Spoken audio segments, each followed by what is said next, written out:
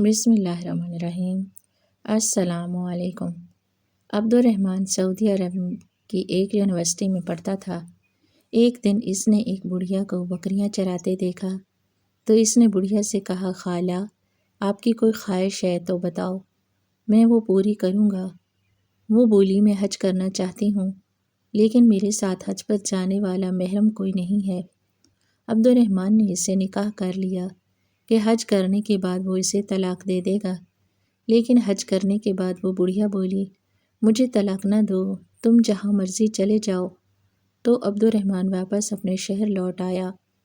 5 سال بعد عبد الرحمن کو بڑھیا کا خیال آیا تو وہ اس سے ملنے چلا گیا، لیکن وہاں پہنچ کر اس کے قدموں تلے سے زمین نکل گئی، کیونکہ وہاں 8 گھنٹے کی مسافت طے کرنے کے بعد بس اس علاقے میں آ کر رکی تھی۔ عبد الرحمن نے بس سے نیچے قدم رکھا اور آس پاس ایک نظر دوڑائی۔ عبد الرحمن کی قسمت بھی اسے کہاں لے آئی تھی۔ وہ اعلیٰ تعلیم حاصل کرنے کے لیے ریاض سے یہاں اس چھوٹے سے شہر میں آیا تھا۔ اس کے ہمراہ 4 دوست بھی موجود تھے۔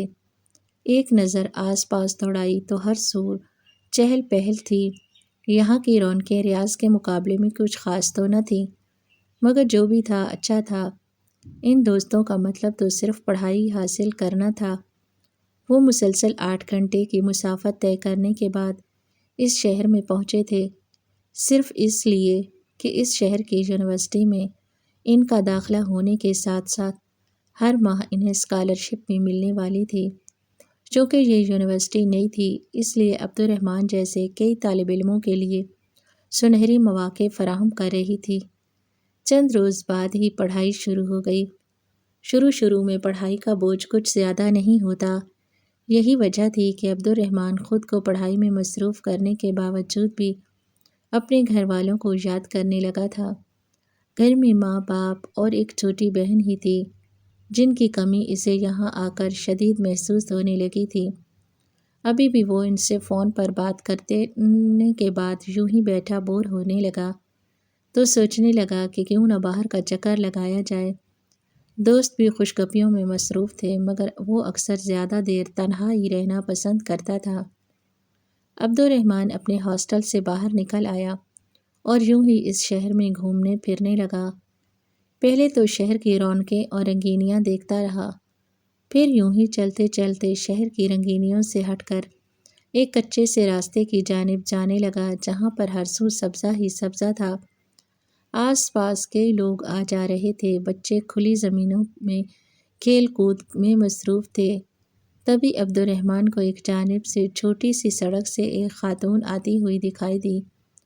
نہ چاہتے ہوئے بھی وہ اس خاتون کو دیکھنے لگا، جو کہ بوڑھی تھی۔ سر کے بال اس کے سفید ہو چکے تھے، مگر اس کے باوجود بڑے ہی سلیقے سے اس نے سر پر دوپٹہ اوڑھ رکھا تھا۔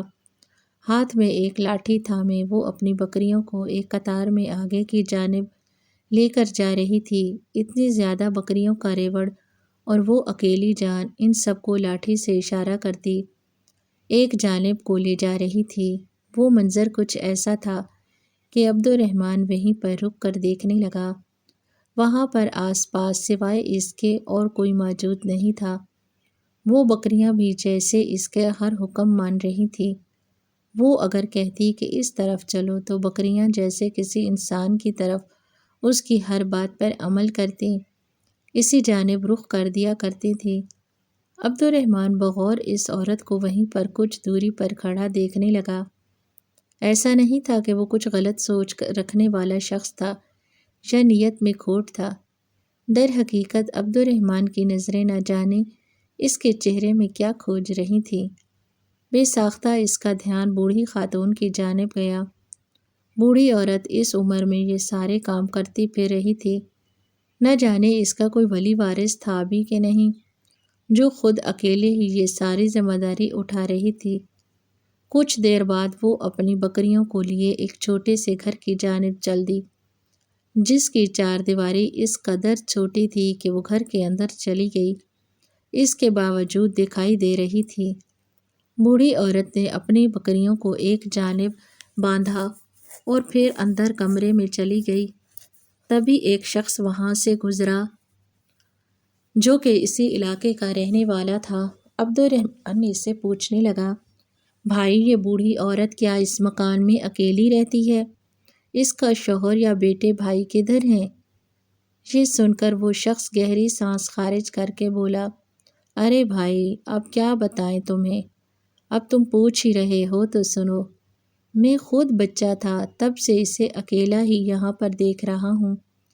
یہ خاتون 18 سال کی تھی جب شادی ہو کر اس علاقے میں رہنے کے لیے آئی تھی۔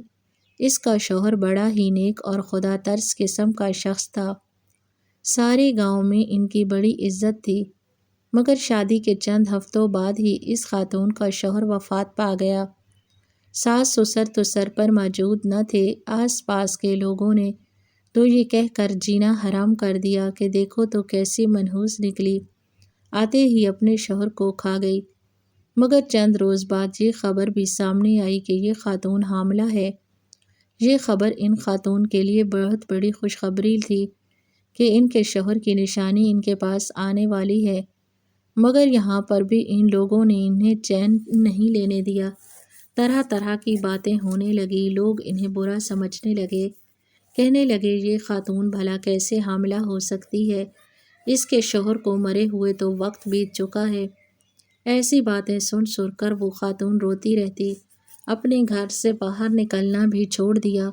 اور پھر یہ خبر ملی کہ اس خاتون کا ہونے والا بچہ وقت سے پہلے ہی مر چکا ہے۔ اس کے بعد کئی لوگ آئے، کئی لوگ گئے، سب اپنی اپنی زندگیوں میں مصروف ہو گئے، مگر بوڑھی خاتون یہاں ہی تنہا اس گاؤں میں اپنی بکریوں کے ساتھ رہنے لگی۔ کتنی ہی دیر عبد الرحمن وہاں پر کھڑا اس خاتون کے گھر کو دیکھتا رہا، جو اس گھر کے سارے کام اکیلے ہی کر رہی تھی۔ بہرحال وقت کافی بیت چکا تھا، اس لیے وہ واپس اپنے ہاسٹل میں آ گیا۔ چند روز بعد دوبارہ شام کے وقت چہل قدمی کے لیے وہ نکلا تو ایک مرتبہ پھر اسے راستے میں اس کا گزر ہوا اور وہ بوڑھی خاتون اسے ایک مرتبہ پھر نظر آئی تھی۔ اس کے دل میں اس خاتون کے لیے ایک عجیب سی انسیت پیدا ہو گئی۔ اس کا دل چاہا کہ وہ جا کر اس بوڑھی خاتون سے بات کرے، اس سے اس کے بارے میں پوچھے، مگر یہ سوچ کر قدم روک لیے کہ وہ خاتون کیا سوچے گی۔ نہ ہی وہ اس کا کوئی رشتہ دار ہے اور نہ ہی کوئی جان پہچان، بھلا ایسے کسی کے گھر جا کر اس سے بات کرنا کہیں اس خاتون کو برا ہی نہ لگ جائے۔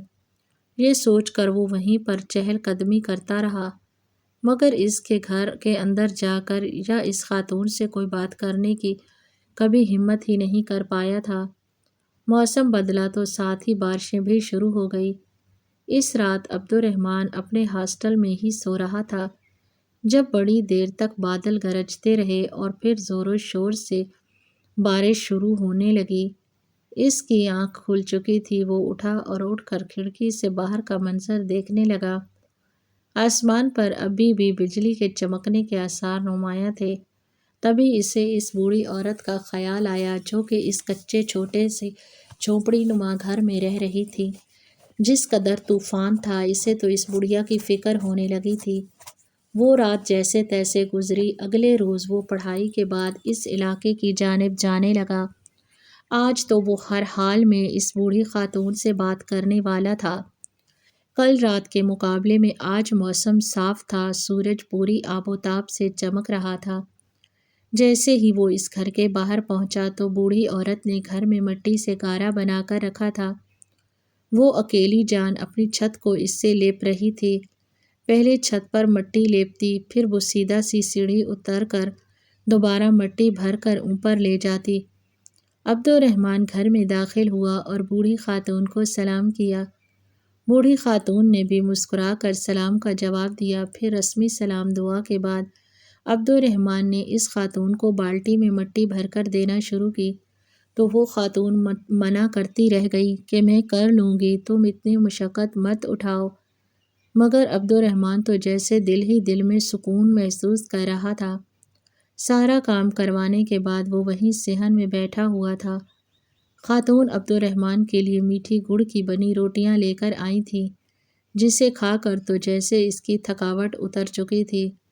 اس نے مسکرا کر بوڑھی خاتون کا شکریہ ادا کیا پھر یوں ہی سوچتے ہوئے کہنے لگا، خالہ، کیا آپ کی کوئی ایسی خواہش ہے جو ادھوری رہ چکی ہو؟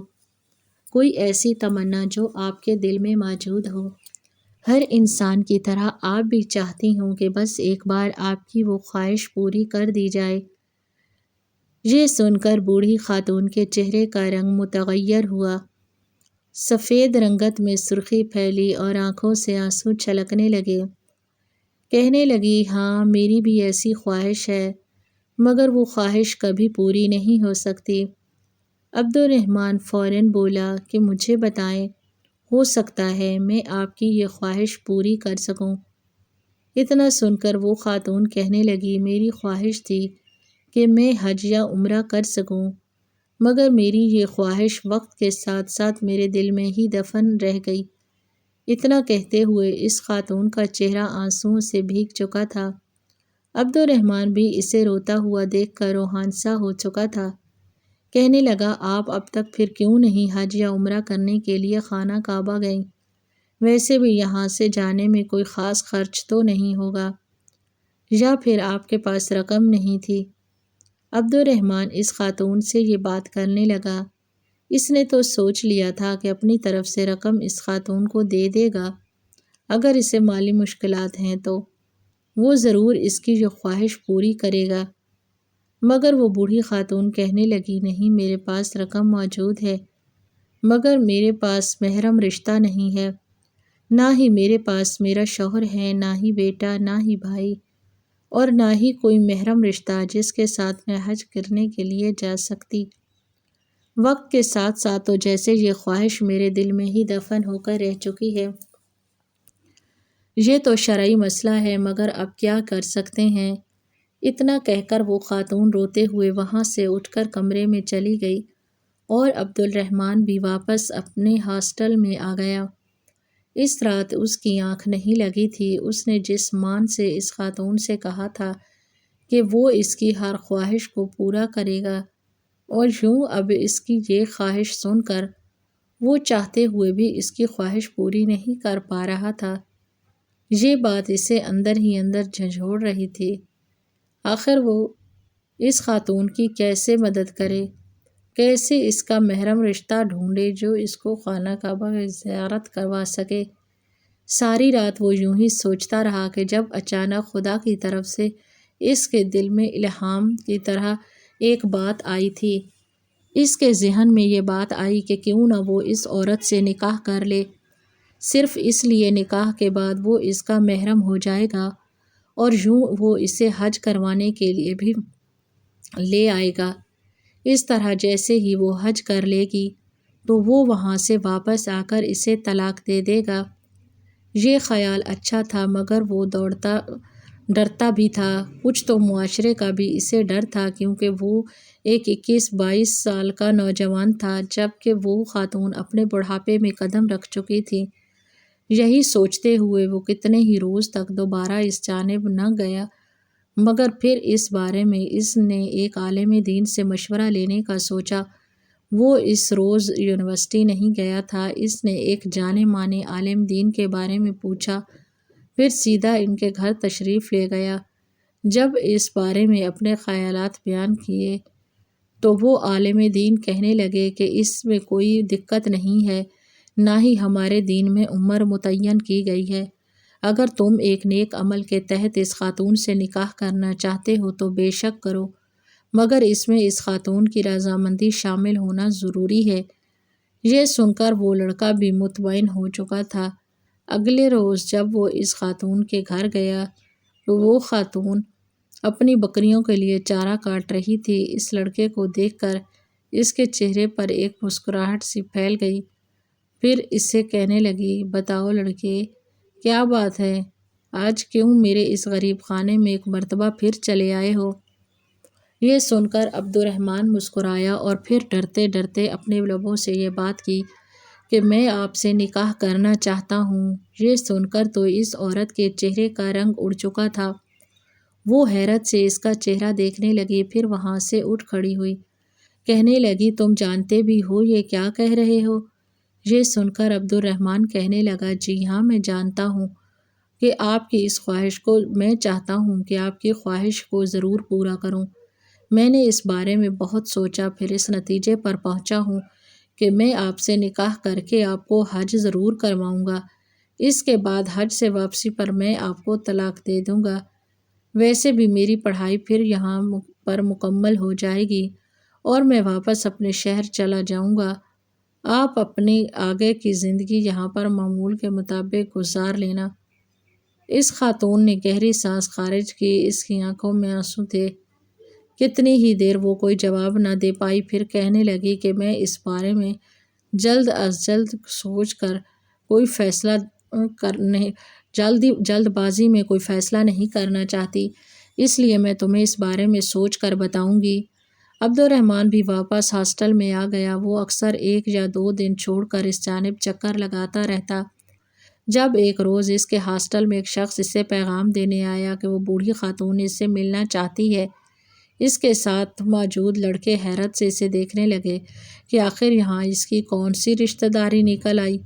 بہرحال وہ سب کو نظر انداز کرتا ہوا اس خاتون کے گھر پہنچا۔ جب اس کے گھر داخل ہوا تو وہ ایک جانب بیٹھی ہوئی قرآن مجید کی تلاوت کر رہی تھی۔ اس کی موجودگی محسوس کر چکی تھی مگر اس نے تلاوت جاری رکھی۔ پھر تب تک عبد الرحمن ایک جانب بیٹھا رہا۔ تب جب خاتون نے قرآن پاک پڑھ چکی تو اس کی جانب مخاطب ہوئی، کہنے لگی، لڑکے، میں نے تمہاری بات پر بہت غور و فکر کیا۔ ہماری نیت کیا ہے یہ ہمارا رب بخوبی جانتا ہے، اس لیے تم سے نکاح کرنے کے لیے تیار ہوں۔ یہ سن کر عبد الرحمن بھی مطمئن ہو چکا تھا۔ اگلے ہی روز اس نے اپنے دوستوں کو ساتھ لیا اور اس خاتون کو بھی اپنے ساتھ لے کر عدالت چلا گیا، جہاں پر قاضی کے ساتھ انہوں نے نکاح کیا تھا۔ یہ رشتہ دونوں کی باہمی رضامندی سے طے ہوا تھا، اس لیے کوئی کسی بھی طرح کا اعتراض نہیں کر پا رہا تھا۔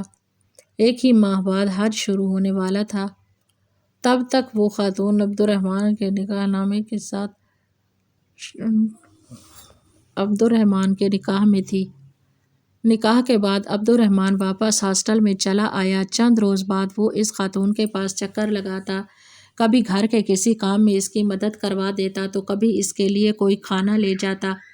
ہر بار ہی وہ عورت منع کیا کرتی تھی کہ تم میری خاطر کچھ مت کرو، مجھے تم سے کچھ نہیں چاہیے، تم نے مجھ پر جو احسان کر دیا ہے وہی بہت ہے۔ کچھ ہی ہفتوں بعد وہ دونوں حج کی ادائیگی کے لیے وہاں سے نکل چکے تھے۔ خانہ کعبہ کو اپنے سامنے دیکھ کر وہ خاتون بے ساختہ سجدے میں گر چکی تھی۔ کتنی ہی دیر سجدے میں گر کر روتی رہی۔ حج کے تمام تر امور اس نے بخوبی سر انجام دیے تھے۔ وہیں عبد الرحمن بھی خوش تھا کہ اللہ تعالیٰ نے اس نیک کام کے لیے اسے چنا۔ مکہ مکرمہ کے بعد وہ مدینہ منورہ بھی گئے۔ تمام تر زیارات کرنے کے بعد جب وہ واپس اپنے علاقے میں پہنچے تو وہ خاتون عبد الرحمن کا شکریہ ادا کرنے لگی۔ عبد الرحمن واپس اپنے ہاسٹل آ چکا تھا کیونکہ اس وقت طلاق کے معاملے پر بات کرنا مناسب نہ تھا۔ اگلے روز جب وہ واپس اس خاتون کے پاس گیا تو کہنے لگا، آپ سے نکاح کرنے کا مقصد صرف اور صرف آپ کو حج کروانا تھا۔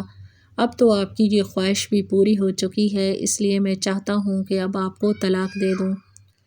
یہ سن کر اس خاتون کا چہرہ متغیر ہوا تھا۔ کہنے لگی کہ مجھے طلاق دینا ضروری تو نہیں ہے، میں تو تمہاری زندگی میں کہیں بھی کوئی رکاوٹ نہیں ڈال رہی، نہ ہی تم سے اپنا خرچ مانگ رہی ہوں یا کسی بھی طرح کی کوئی ڈیمانڈ کر رہی ہوں۔ تم چاہو تو یہاں سے واپس چلے جاؤ، دوبارہ یہاں پر کبھی لوٹ کر نہ آنا، جا کر شادی کرو، اپنا گھر بساؤ، کل کو تمہارے بیوی بچے ہوں گے، مجھے کسی سے کوئی شکایت نہیں، نہ ہی تم سے۔ ارے تمہارا تو مجھ پر بہت احسان ہے، مگر ایک اور احسان مجھ پر کر دو کہ مجھے طلاق مت دو، میں اپنی آگے کی زندگی تمہارے نکاح میں گزارنا چاہتی ہوں۔ عبد الرحمن نے جب یہ سنا تو وہ حیرت میں مبتلا ہوا تھا۔ اس نے تو سوچا تھا کہ وہ اسے طلاق دے دے گا، مگر اس خاتون نے جب ایسا کہا تو عبد الرحمن سے انکار نہ ہوا۔ ویسے بھی وہ خاتون کوئی خاص چالاک یا تیز ترار بھی نہ تھی جو کل کو اس کے لیے کوئی مسائل کھڑے کر سکتی تھی، اس لیے اس نے طلاق نہ دی اور واپس اپنے ہاسٹل آ گیا۔ ہفتوں بعد وہ کبھی کبھار اس خاتون کے پاس جاتا اور اس سے دل کی باتیں کر آیا کرتا۔ پھر جب اس کی پڑھائی مکمل ہو گئی تو عبد الرحمن اپنی ڈگری لے کر واپس اپنے گھر چلا گیا۔ گھر جاتے ہی اپنے گھر والوں ماں باپ کی محبت دیکھی تو جیسے وہ تو سب کچھ بھول ہی گیا تھا، یہ بھی بھول گیا کہ اس کی ایک بیوی بھی تھی جسے وہ چھوڑ کر آیا تھا۔ کئی سال یوں ہی گزر گئے۔ اس کا تو وہ حساب تھا کہ نیکی کر اور دریا میں ڈال۔ اس نے اپنے لیے نوکری ڈھونڈی اور اپنی فیملی کے ساتھ خوش رہنے لگا۔ اس کی شادی کی بھی بات آ گئی تھی جب ایک مرتبہ اس کے کچھ دوست اس سے ملنے کے لیے اس کے گھر آئے تو وہ یوں ہی ہنسی مذاق سے کہنے لگے کہ تمہاری پہلی بیوی کا کیا حال ہے، تم تو جیسے اسے بھول ہی گئے ہو۔ وہ اس سے اس بوڑھی خاتون کو لے کر مذاق کرنے لگے تھے۔ اس پر عبد الرحمن مسکرا اٹھا اور کہنے لگا میں تو بھول ہی بیٹھا تھا کہ میں نے ایک خاتون سے نکاح بھی کیا تھا۔ تبھی اس کے دل میں ایک دم سے خواہش اٹھی کہ وہ ایک مرتبہ پھر جا کر اپنی بیوی سے ملے۔ نہ جانے کیوں اسے اس کی بے حد یاد آنے لگی تھی۔ جو بھی تھا وہ اس کی بیوی تھی اور اس کے ساتھ وہ ایک انسیت رکھتا تھا۔ اگلے ہی روز اس نے وہاں واپس جانے کا فیصلہ کیا۔ وہ دوبارہ بس پر بیٹھا اور 8 گھنٹے کی مسافت طے کر کے اس علاقے میں پہنچ گیا۔ جب اس کے گھر پہنچا تو گھر کو تالا لگا ہوا تھا۔ آخر کو 5-6 سال بیت چکے تھے۔ کہیں اس بوڑھی عورت کا کوئی رشتہ دار آ کر اسے لے تو نہیں گیا تھا۔ یہی سوچتے ہوئے اس نے جب آس پاس کے گھر والوں سے پوچھا تو جو بات انہوں نے بتائی وہ سن کر عبد الرحمن کے تو پیروں کے نیچے سے زمین ہی نکل چکی تھی۔ کہنے لگے کہ وہ خاتون تو 1 سال پہلے وفات پا چکی ہیں۔ پورا گاؤں اکٹھا ہو چکا تھا کیونکہ سب ہی جانتے تھے کہ اس خاتون نے حج کرنے کے لیے اس نوجوان سے نکاح کیا تھا۔